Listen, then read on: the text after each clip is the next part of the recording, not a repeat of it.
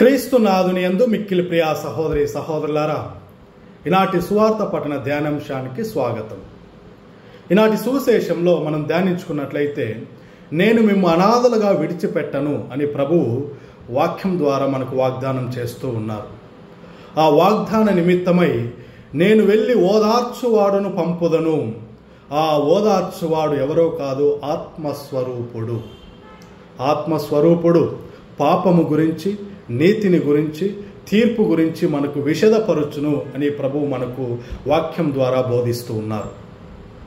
క్రీస్తునందు మిక్కిలి ప్రియ సహోదరి సహోదరులారా, మొదటగా పరిశుద్ధాత్మ మనకు పాపము ఎంత భయంకరమో మనకు తెలియపరుస్తూ ఉన్నారు. మనం వాక్యంలో చూసినట్లయితే, యూదులు యేసును సిలువ వేస్తున్నప్పుడు వారు ఎంత పాపము చేస్తున్నారో వాళ్ళు నమ్మలేదు. యేసు సిలువ మరణాంతరము అపోస్తులు బోధించినప్పుడు వాళ్ళ హృదయాలకు బాణము గుచ్చినట్లుగా అయ్యింది. అపోస్తుల చర్యలు 2వ అధ్యాయము 37వ వచనంలో మనం చూసినట్లయితే, ప్రజలు దీనిని విని తీవ్రమైన ఆవేదనతో, సహోదరులారా మేము ఏమి చేయాలి అని యూదులు పేతురు గారిని అడుగుతూ ఉన్నారు.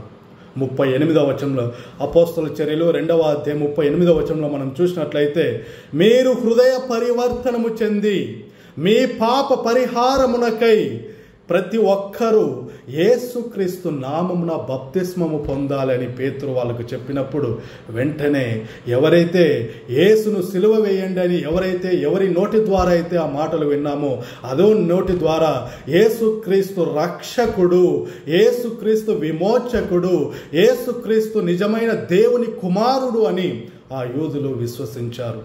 కాబట్టి క్రీస్తునందు మిక్కిలి ప్రియ సహోదరి సహోదరులారా, పాపము మనలను దూరం చేస్తూ ఉంది. పాపము భగవంతుని సన్నిధి నుంచి మనకు దూరం చేస్తూ ఉంటుంది. కాబట్టి ఎప్పటికప్పుడు మన పాప జీవితాన్ని, పాపపు ఆలోచనలను విడనాడి ఆ భగవంతుని యొక్క మార్గములో నడుస్తూ ఆయనకి ఇష్టమైన బిడ్డలుగా జీవించడానికి ప్రయత్నం చేయాలి. మరి అదే విధముగా వాక్యంలో భగవంతుడు చెప్పినట్లుగా ఆత్మస్వరూపుడు నీతి గురించి మనకు బోధిస్తుంది అని ప్రభు మనకు చెప్తూ ఉన్నారు. క్రీస్తునందు మిక్కిలి ప్రియ సహోదరి సహోదరులారా, యేసు ప్రభు ఒక నేరస్తుడిగా సిలువ వేశారు యూదులు. పునరుత్థానం తర్వాత పౌలు దమస్కా నగరానికి వెళ్తూ ఉండగా, సౌలు సౌలు నన్ను ఎందుకు హింసిస్తూ ఉన్నావని క్రీస్తు ప్రభువు అడిగినప్పుడు, వెంటనే నిజమైన దేవుని కుమారుడు ఎవరు, ఇంతవరకు నేను ఇంతటి పాపము చేశానని సౌలు పౌలుగా మారి గొప్ప యేసు ప్రభుకు సేవకుడుగా మారాడు.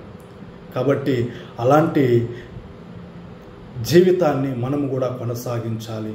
ఈరోజు మనం నీతికరమైన జీవితాన్ని జీవించినప్పుడు తప్పకుండా భగవంతుడు మనలను, మన కుటుంబాలను ఆశీర్వదిస్తారని ఆ ఆత్మస్వరూపుడు ద్వారా భగవంతుడు మనకు వాగ్దానం చేస్తూ ఉన్నారు.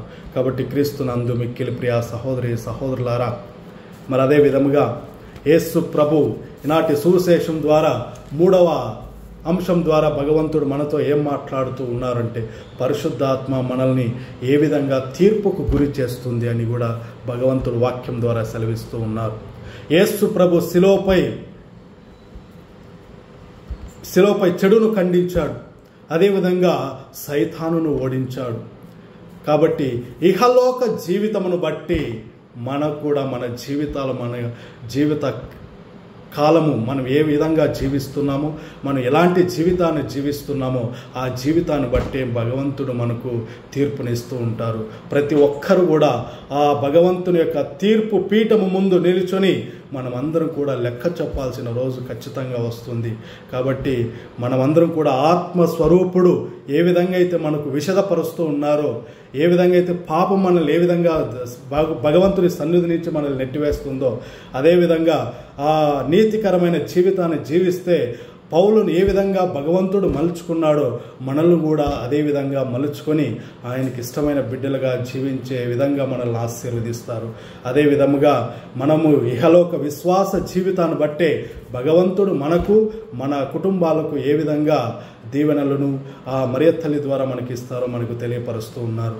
కాబట్టి ప్రతి ఒక్కరము కూడా నీతికరమైన జీవితాన్ని జీవిస్తూ ఇహలోక వ్యామోహాలకు మనం బానిసలమై జీవిస్తూ ఉన్నాము. ఈనాడు ఆధునిక ప్రపంచంలో మనం చూసినట్లయితే ఎంతోమంది యువకులు పాపానికి ఆకర్షితులు అవుతూ ఉన్నారు. పాపం అనే దానికి ఎలాంటి బాధ లేకుండా జీవిస్తూ ఉన్నారు. వాళ్ళ జీవితాలు వాళ్ళే నాశనం చేసుకుంటూ ఉన్నారు ఈరోజు. కాబట్టి మనం అందరం కూడా యువకుల కోసం ప్రత్యేకంగా ప్రార్థన చేసుకోవాలి. ఆధునిక ప్రపంచంలో శారీరక వాంఛలకు బానిసలై జీవిస్తూ ఉన్నారు. ఆలోచన విధానాన్ని మార్చుకొని జీవిస్తూ ఉన్నారు. ఆ ప్రభు యొక్క ప్రణాళికకు విరుద్ధంగా వ్యతిరేకంగా జీవిస్తూ ఉన్నారు.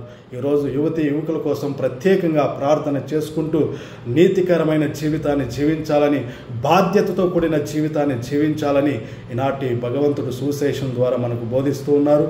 అదేవిధంగా యువకుల కోసం ప్రత్యేకంగా ప్రార్థన చేసుకుంటూ ఆ భగవంతుడు యువకులందరినీ కూడా బాధ్యతతో కూడిన జీవితాన్ని జీవించే విధంగా తన వాక్కు ద్వారా వాళ్ళని ప్రేరేపించి, తన వాక్కు ద్వారా నడిపించి, వాక్కు ద్వారా వాళ్ళు ఆచరించే విధంగా ఆశీర్వదించాలని ఈ యొక్క పరిశుద్ధ సమయంలో ప్రార్థన చేసుకుందాం. పితా, పుత్ర, పవిత్రాత్మ నామమున ఆమేన్.